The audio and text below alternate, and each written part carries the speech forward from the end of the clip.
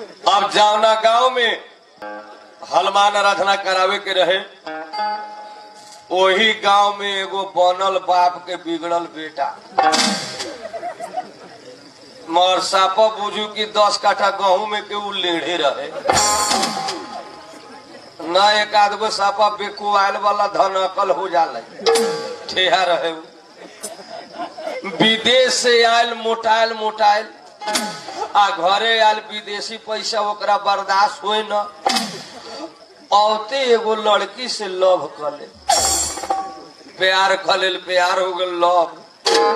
20,000 के ओकर खर्चा एक दिन में करे, 1-1.5 लाख रुपया जियान कहलक। मोबाइल कीन के दिलक, सिम उम छोड़ा के दिलक, सब कुछो दे दिल, लेकिन एको दिन भेंट न कहलक। अभी छावड़ा लव के चक्कर में अन्न पानी छोड़ दे, सूख के लकड़ी हो गई। अब छावड़ा दुबर होके पातर हो गल, सापा बुझाए कड़ा कुड़ो। अब बाप मातारी कही एगो बेटे बाप विदेश से मोटा के आए रहे घरे, अब तो कैसे लकड़ी होगी कि कोनो डाइन जोगिन कह दिल। आ लव करे वाला केतनो खा ले ओकरा देह पर हीरा न चढ़े, टेंशने रहले ओकरा। अभी छावड़ा रात भर रोए, छौड़ी ओकर नंबर ब्लैक लिस्ट में हाल दे। अब ब्लैक लिस्ट में हाल आ गेल, जब फोन लगावे ने से तो हम नेपाली आंसर लेकर के तपय को कॉल निषेध भय सकियो व्यस्त हो गल। वह छौड़ा के अन्न पानी छूट गेल वही दिन से। ब्लैक लिस्ट में हाल आयल, ये लड़का के अन्न पानी छूट गए। प्यार मोहब्बत के मारा रहे, कितना दिन बीतल, मतलब 10-15 दिन। तो ये छावड़ा मोबाइल लेके सिरहनिये रोइत रहे 3 बजे भोर में।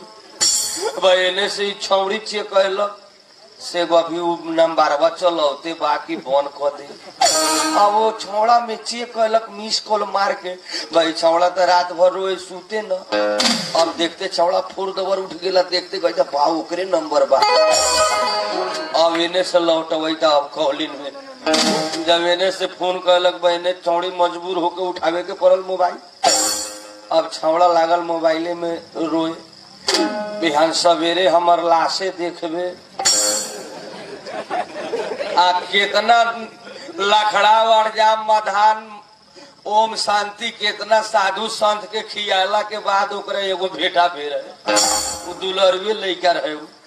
अब छौड़ा लागल रोए, बिहान सवेरे गर फसरी लाग जबो, फल्ला गाछी में आके देख लिए, मरे से पहले एगो फोटो ले लिए।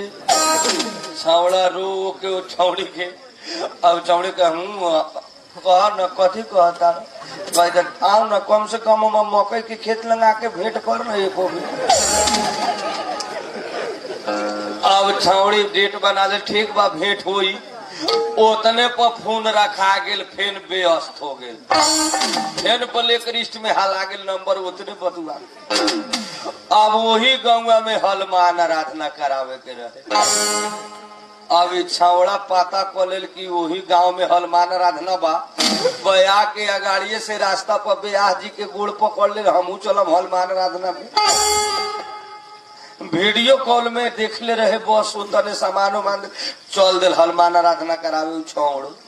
हमरा माया लागल, हम कहले ब्याह जी हमरे लेकर कहीं घर भगुआ हुई, चलिए न खतई गतई।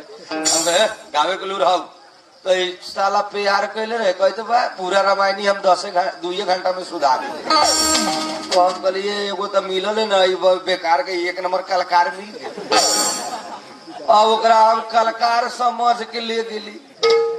जब हनुमान आराधना करावे जवन गांव में रहे तो लगे पुगत नहीं हमनी, तो स्टेज बनावल हनुमान जी के मूर्ति कीड़ा के थम में रहे, बड़ा शांति से 6 बजे टाइम रहे। जाते बाल्टीन से 3 बाल्टीन चाय आयल, बिस्कुट पतंजलि, बड़का सिगरेट पी। हमने के कही कितना दिन पर लॉकडाउन में मारल पड़ी के पास आना धूम दूसरा के सिरे पी। हम 5 बजल तक हाँ ब्याह जी चले के हनुमान आराधना स्टार्ट करी, कहता आराधना 10 बजे रात के सुधा में हम। अब सब लोग नीचा बैठ गए, बड़ा आराम से हनुमान आराधना पर ध्यान देते। हमने हारमोनिया लेके झाल लेके ऊपर स्टेज पर जब ब्याह जी हारमोनिया बजावे लगलन,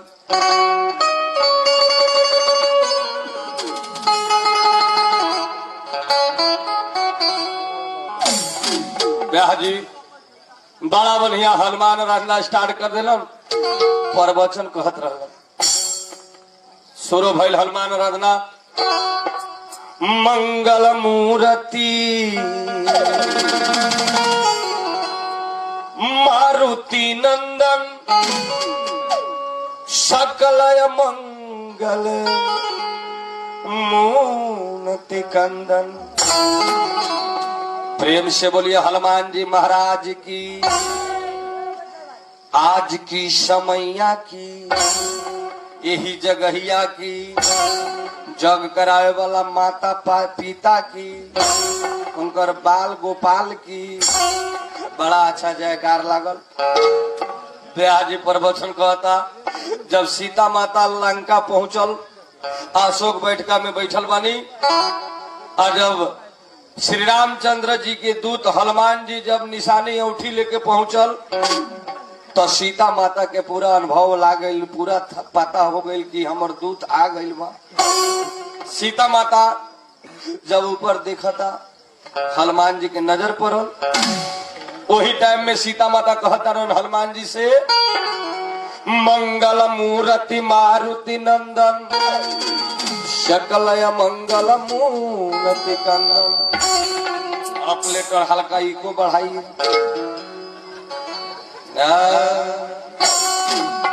कोई संपरे थोड़ा कम। लक्ष्मण देवारावा हनुमान आराधना स्टार्ट हो गई। सब लोग श्री रामचंद्र के ध्यान में चल गए। कोई संपरे लक्ष्मण देवारावा कैसन प्रभु जी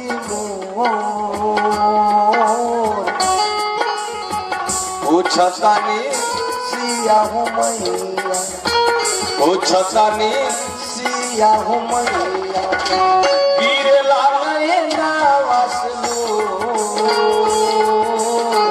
पूछतानी सिया हो मैया। ब्याह जी शुरू कर रही, बोले के मेरी इको कम। अब जौन प्यारवा कैले रहे तो छौड़ा कहता, मोबिल भाई पर से हमरा गावे दे। हम कहले ब्याह जी अपने से नीमन ही गावले, साइड हो। ब्याह जी अलगे हो गए। अब प्यारवा कैले रहे तो हारमोनिया पर बैठ के माइक लागल सरियावे। आज छौड़ा चाक चुक चारी ओरी ध्यान देवे। जब वो ताके लगे तो हम रास्ता ओरी ध्यान दी, ये माहे ठीक हो। शंखा हमरा लागे। अब जब छौड़ा शुरू कैलक हनुमान आराधना, मंगल मूर्ति मारुति नंदन सकलय मंगल मूर्ति कंदन। इतने बोलबे कलक तो छौड़ी घर में से निकल के चल आयल हनुमान आराधना देखे। वही छौड़ा के नजर पड़ल छौड़ी पर, वही सारा हनुमान आराधना भोर पर आए। अब छौड़ा माइक लेके लागल रोए, दादा रे दादा हमर 1.5 लाख रुपया जियान को दिल। तो हम बोले मोटू साला कौन रामायण में के बात भाई, पहले पैसा कौड़ी ना चल। अब लड़का रो रहा बा। अब प्रवचन शुरू कैलक। 1.5 महीना से अन्न पानी छोड़ देली, आ एको बेर हमर फोन न उठैलक। अब हम अपन बेग सब सरियाली उठली। हम कहली नीमन हनुमान कांड ये चली। अब लड़का प्रवचन कहता, हम अब नंबर ब्लैक लिस्ट में हाल दिल। वही दिन से हमार काम खत्म बा। अब लड़का रो रहा बा। अब लड़का शुरू करता इतना प्रवचन कह के, कैसन पारे लक्ष्मण देवारवा कैसन प्रभु जी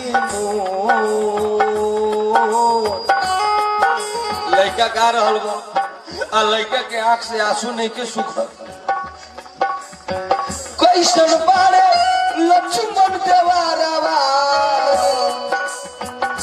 कैसन प्रभु जी